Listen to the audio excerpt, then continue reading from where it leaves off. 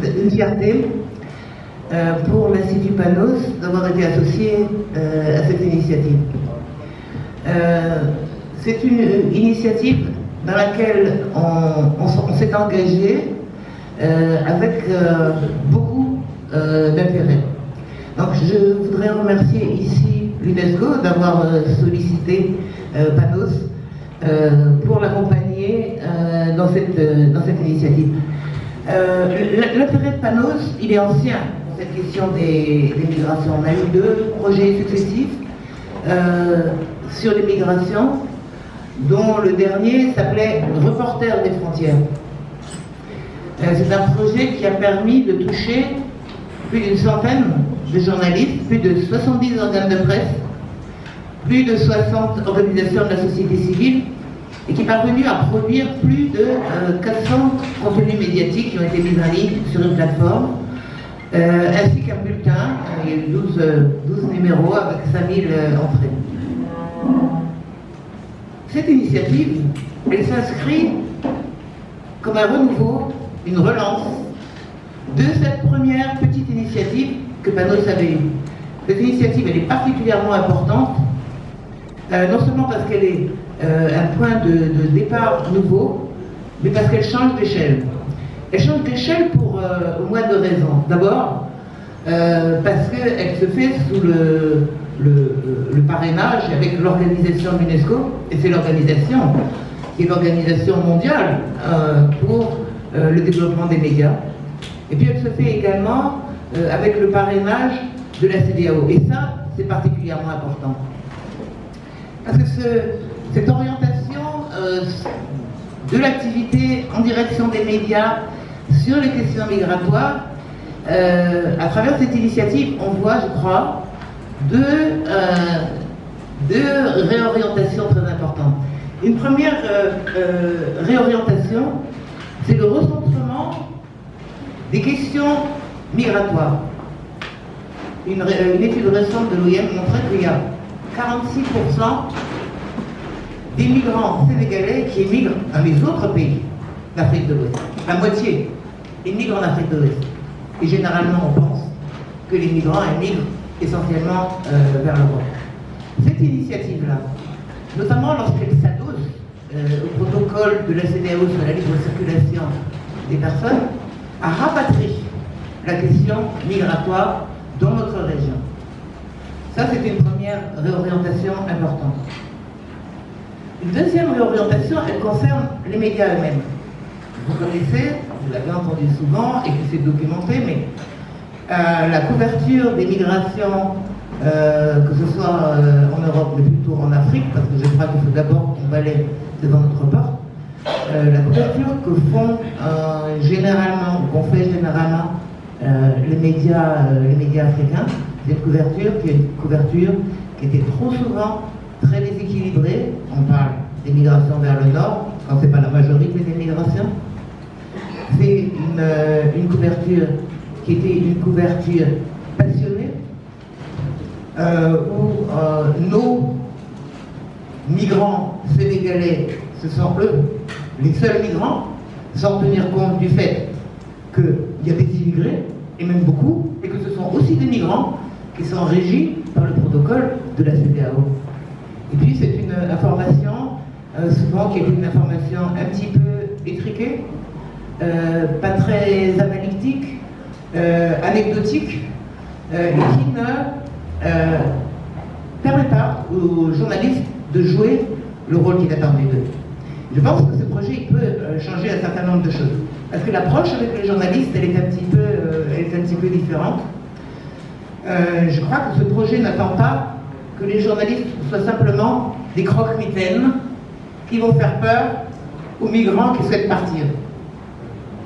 Ça a été le cas par le passé. Les journalistes devaient montrer comme il était risqué de partir de manière illégale de la migration. Je pense que vous pensez aussi, et vous savez aussi, que ça n'est pas votre rôle, et que même si ce rôle était joué, il est totalement inefficace. Parce que une étude de l'OIM à nouveau montre que 45% de personnes interrogées qui étaient sur le chemin de la migration, c'était la deuxième fois qu'ils partaient, ou la troisième. Donc, ce n'est pas une question d'information, les gens sont au courant des défis, des risques d'une immigration illégale. Il faut le souligner encore et encore, mais ce n'est pas suffisant. Et le soulignant, alors je pense que ce projet est intéressant aussi parce que, est-ce qu'il s'agit de s'adresser aux jeunes migrants? Les jeunes migrants, ils connaissent les risques. Alors à qui s'adresser? Et je pense que ce projet permet un changement un petit peu de perspective.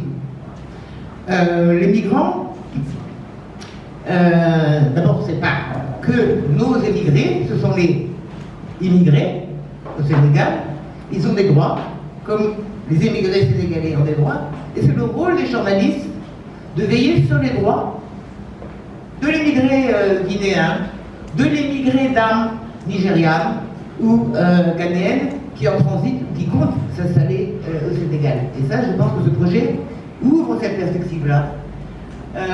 Le projet ouvre aussi les perspectives aux médias de couvrir les migrants, c'est aussi ceux qui reviennent de migration. On parle de ceux qui partent, on parle peu de ceux qui reviennent. Ce projet, c'est aussi l'occasion de rendre compte d'un changement dans les migrations qui est une féminisation de la migration. Les femmes représentent plus du quart des migrants et des migrants sénégalais, pareil. Je pense qu'une question aussi importante, les migrants, les jeunes migrants, on ne les empêchera pas de partir, ils partiront, ils veulent partir, ils sont à la recherche d'opportunités, ils veulent partir. Non. Quand un journaliste s'adresse aux jeunes migrants, il fait probablement fausse route. Mais ces jeunes qui veulent partir, qui influence leur départ? Les jeunes, ils veulent partir. Et alors, ils ont plusieurs choix. Hein. Ils vont en Europe, ils peuvent aller ailleurs en Afrique, ils peuvent aller à Hong Kong ou à New York. Et puis, ceux qui se dessinent aussi au Sénégal, ils peuvent aller au djihad. Alors, le Sénégal, on n'y est pas encore, enfin, c'est le cas pour le Niger, c'est le cas pour le Mali. Et c'est à ces jeunes gens-là que vous, les journalistes, vous vous adressez. Sauf que, s'adressant à ces jeunes gens, on n'a pas encore tout à fait posé la question de à qui il faut s'adresser, à quels influenceurs de ces jeunes. Et ça, c'est une question à laquelle il faudrait réfléchir et que les journalistes sachent à qui on s'adresse, à quels influenceurs on s'adresse, puisque de toute façon, les jeunes veulent partir, et qui peut les influencer? Et donc je pense que c'est un champ nouveau qui s'ouvre à vous. Une deuxième raison pour laquelle le champ est un petit peu nouveau et que votre rôle il se redéfinit. Je disais tout à l'heure, bon, les journalistes ne doivent pas être des croque-mitaines, mais qu'est-ce qu'ils doivent être? Ils doivent être des sentinelles. Mais des sentinelles de quoi? Bien justement, il y a des droits. Il y a des devoirs des migrants, mais il y a aussi des droits. Ils sont garantis notamment par le protocole de la CEDEAO. Et c'est un peu le rôle du journaliste que d'être les sentinelles de la mise en œuvre de cette convention qui a été signée et ratifiée par le Sénégal. Et donc, votre rôle, c'est le protocole de la CEDEAO. Il date de mai 79, il y a 40 ans. Vous n'étiez pas nés la plupart. Jeune journaliste, vous pourriez vous demander, enfin, au bout de 40 ans, c'était comment avant? Est-ce que ça a changé aujourd'hui? Bon. Est-ce que ça n'a pas changé? Pourquoi ça n'a pas changé? C'est la faute à qui, ça? La faute au gouvernement? Est-ce que les citoyens ont fait quelque chose pour alerter, pour veiller, pour être justement que les citoyens soient davantage des sentinelles? Et donc c'est un projet passionnant dans lequel je trouve vous êtes embarqués, et nous sommes tous embarqués. Pour conclure, je voudrais dire une chose, et c'est peut-être à l'adresse de l'UNESCO, malheureusement aussi de la CEDEAO, il y a 40 ans qu'on a ce protocole. Il faut saluer ici l'intérêt de la CEDEAO pour les questions d'information et de communication. C'est un petit changement. Parce que la CEDEAO, jusque-là, appuyait les journalistes pour leur dire vous allez parler de la CEDEAO comme c'est bien la CEDEAO.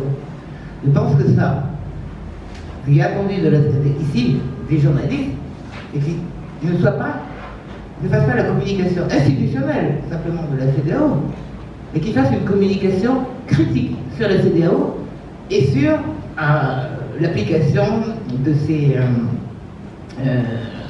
de ces conventions, de ces traités, etc. Donc cette approche critique, je pense que c'est aussi une avancée considérable que peut permettre ce projet. Je pense aussi que c'est la première année du projet UNESCO. Notre projet à nous essaie d'achever, c'est une occasion pour nous de le continuer en un sens. Mais je pense qu'il est très important d'avoir une vision à long terme. Le changement ne se fera pas dans 2 jours. Je pense que ça, c'est un premier atelier. Et il est absolument important que les journalistes qui sont là continuent d'être appuyés dans la perspective que vous allez dessiner et qui est une perspective tellement féconde, tellement fertile. Merci beaucoup.